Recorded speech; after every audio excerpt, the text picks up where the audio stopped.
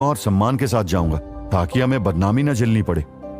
हरीन ने कभी नहीं सोचा था कि उसका पोता ऐसी बात कहेगा, और इसी के साथ उसके चेहरे पर एक हल्की मुस्कान आ गई।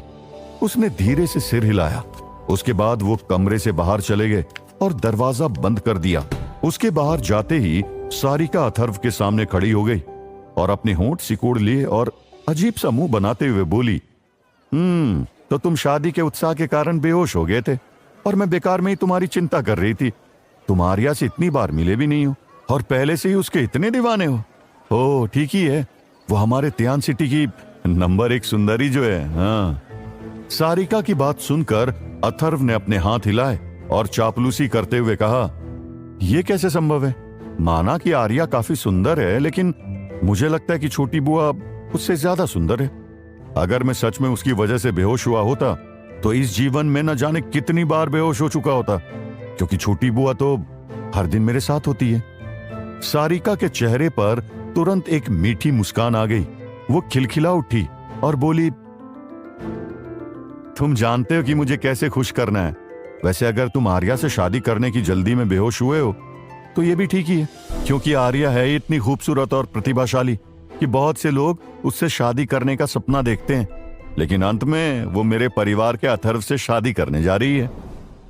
आज वो आर्या से शादी करने जा रहा था, लेकिन वो जानता था कि आर्या उससे दिल से शादी नहीं कर रही थी, क्योंकि वो अथर्व से वास्तव में सच्चा प्यार नहीं करती थी।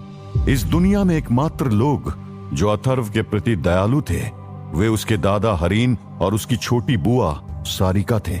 उसके पुनर्जन्म के बाद अथर्व ने महसूस किया कि सारिका के साथ बिताया गया समय जितना शानदार था उतना ही कीमती भी था। हालांकि आर्या उसकी पत्नी बनने वाली थी, लेकिन वो केवल आकाश के उस चंद्रमा की तरह होगी जिसे केवल देखा जा सकता है पर छुआ नहीं जा सकता। अगर मैं छोटी बुआ जैसी लड़की से शादी करता हूं तो क्या यह सही होगा? इस तरह के ख्याल अचानक ही अथर्व के मन में उमड़ने लगे। अगले ही पल उसने झुककर धीरे से सारिका को गुदगुदी कर दी। पेट में गुदगुदी होते ही सारिका जोर से चिल्लाई और एक डरे हुए खरगोश की तरह पीछे उछल गई। उसकी खूबसूरत आंखें आश्चर्य से फैल गई और वो बोली, तो तुमने मुझे फिर से गुदगुदी की। आखिर किस तरह का रिश्ता है अथर्व और सारिका के बीच, और आर्या बिना किसी प्यार के भी अथर्व से शादी करने के लिए क्यों मजबूर है?